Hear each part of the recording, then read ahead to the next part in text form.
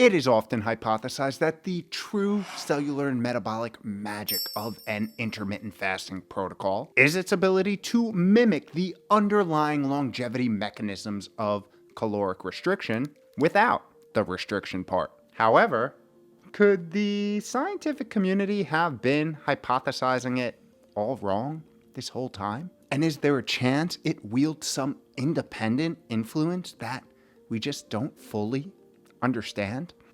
It wouldn't be the first time. Yo, what is up? Welcome back to another week of How to Health. My name is Kevin. I run liftandbalance.com, where we take aim at all things health and longevity and do it in an odd, weird, interesting, and highly sarcastic manner. Today, we are looking into this very question with a recent study that suggests that structured meal timing, aka intermittent fasting, may be equally or even more important in modulating health and longevity markers than caloric restriction, which, if true, would have me like, yes! Because let's be honest, no one likes eating less.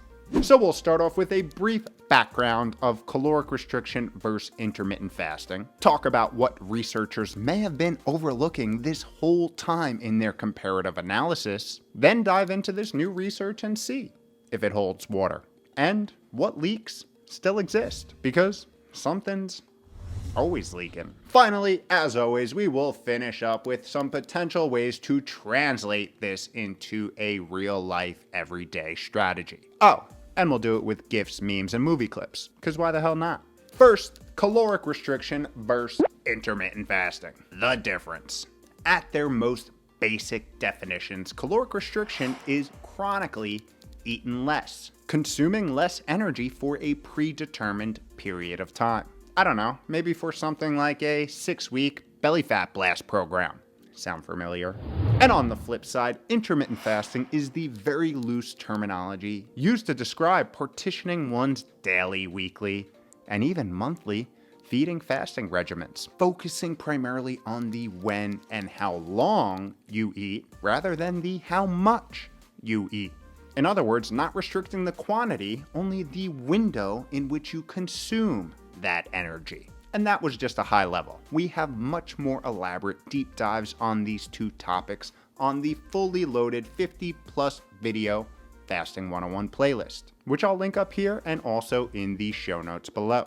Now, the reason that health and longevity seekers are interested in these two interventions is due to the flurry of animal and human research over the last few decades, which suggests that these practices can have moderate to substantial benefits on one's cellular and metabolic health, upregulating longevity pathways and helping the body stay in a more youthful state. But that last part, of course, is still up for debate. And with that background, one of the questions for today's video is, was all that previous research, a lot of it being animal models, clear and concise in their methods, truly delineating between these two similar but unique interventions, and giving us as a community a good look to compare and contrast them? Or could the water be muddier than we previously thought?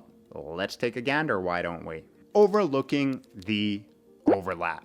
Over the past few years, researchers have begun to notice something, realizing that a lot of previous studies could have unintentionally combined caloric restriction with longer fasts due to following a common feeding method for caloric restriction of just once per day. In other words, by not feeding mice on a caloric restriction intervention over an extended feeding window to make sure that they weren't fasting as well, some of the current literature on caloric restriction may actually represent caloric restriction plus daily fasting, making it truly difficult to distinguish the effects of one from the other, and making a confusing topic even more confusing. But don't you worry just yet. This recent study, led by a group out of the University of Wisconsin-Madison, looked to clear this up. Let's see what they did. The study. To tease out this difference, researchers turned to a mouse model. Using several different types and age groups of male and female mice, they sought to answer if it's the caloric restriction, the fasting, or the caloric restriction plus fasting that elicits a beneficial cellular, metabolic, and physiological response, or, for that matter, any response at all. To do this, they split their cheese-loving subjects into 4 distinct groups. One group ate as much as they wanted whenever they wanted, the ad libitum group. Another group ate a full amount but in a short period of time, the fasting group. And the 2 other groups were the caloric restriction groups, given 30% less energy, with one group getting one single meal and the other group getting their meal dispersed throughout the day or night. That's when mice eat. Mice nocturnal. They eat at night.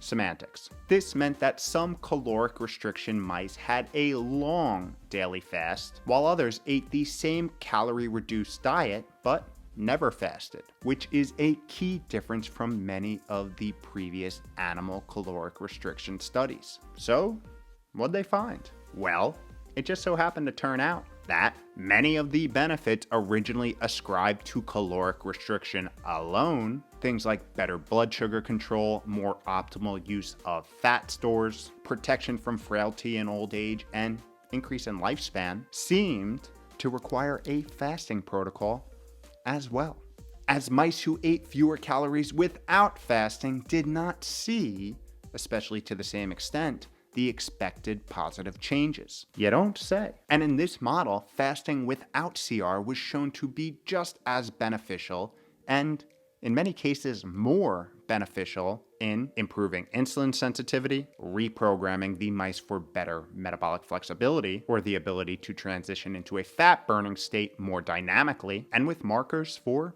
liver function. Now, that being said, the mice that ate fewer calories without ever fasting did show some improvements, specifically in areas such as blood sugar control, but one very interesting thing stood out. These caloric restricted mice without fasting died significantly younger. Compared to the mice that followed a fasting protocol with or without caloric restriction, the mice that only ate less died about 8 months earlier on average. And just to give some perspective, a mouse's average lifespan is around 24 months. That most certainly throws a nice little monkey wrench in the argument for long-term caloric restriction, doesn't it? Some additional final highlights from the research suggest that in mice, not humans, in mice, prolonged daily fasting may be required for the caloric restricted mediated improvement in insulin sensitivity and beneficial alterations in fuel source selection. They also found that fasting and caloric restriction resulted in highly similar transcriptome signatures in liver and white adipose tissue. And finally, that fasting alone can provide a lot of the same metabolic effects of a calorie restriction diet. And although this topic certainly needs more investigation, especially in humans, this is nonetheless interesting. Speaking of humans, is it even worth trying to make a connection? The human connection considerations. Okay, here's the thing. As you probably already concluded, mice are not humans.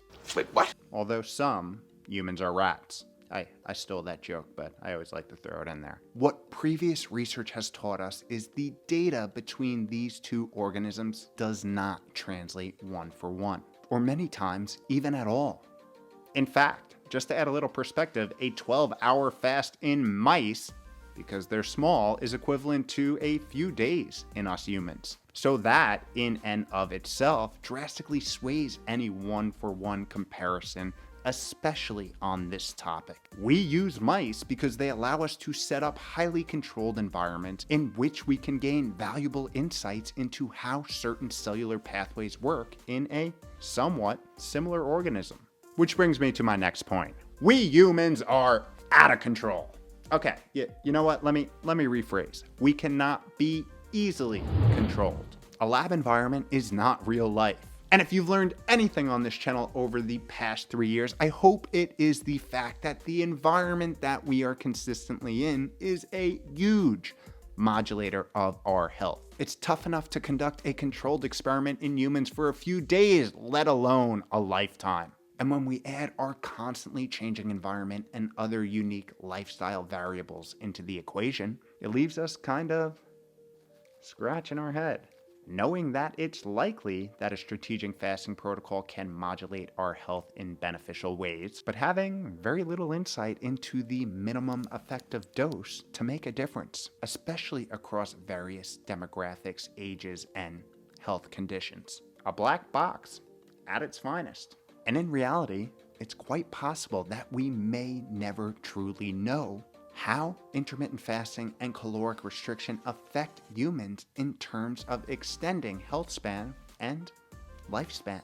But part of owning your health in this modern day is controlling what we can control and doing what we can with the information that we got. So let's talk about some practical, tactical tips. Making a strategy simple. We break down pretty much all of the time-restricted feeding and intermittent fasting protocols on the market in the aforementioned fully loaded Fasting 101 playlist on this channel, including plenty of research deep dives and my own N of 1 experiments. And from all that, the thing that has become clear is that strategic meal timing does things.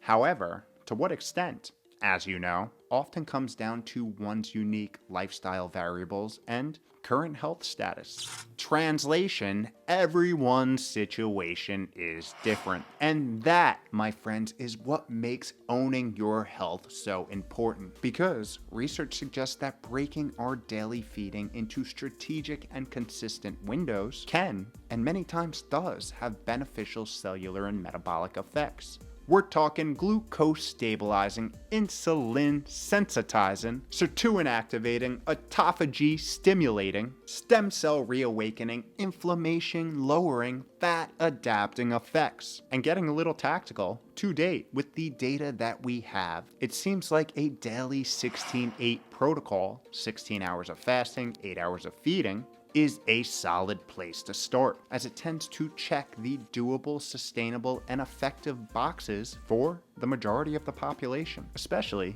a population that is widely hooked on the Western ultra-processed diet. But whatever protocol you land on, whether it be a 12-12, 14-10, 16-8, 18-6, 2MAD, OMAD, ADF, it's important to work your way there in a slow and sustainable way. And as we've talked about in previous videos, it could also be beneficial to strategically switch things up. Moving on, some other fasting-focused health modulators that you can look into include moving your feeding window a little earlier in the day. For example, finishing your last energy-containing meal about 3 hours before bed, ideally before 8 p.m., or early time-restricted feeding as a whole, where the window is typically pushed even earlier, finishing energy consumption by around 4 p.m. Recent data suggests that moving your feeding window earlier in the day enhances a lot of the benefits of a fasting protocol and can even potentially improve the absolutely critical longevity mediator,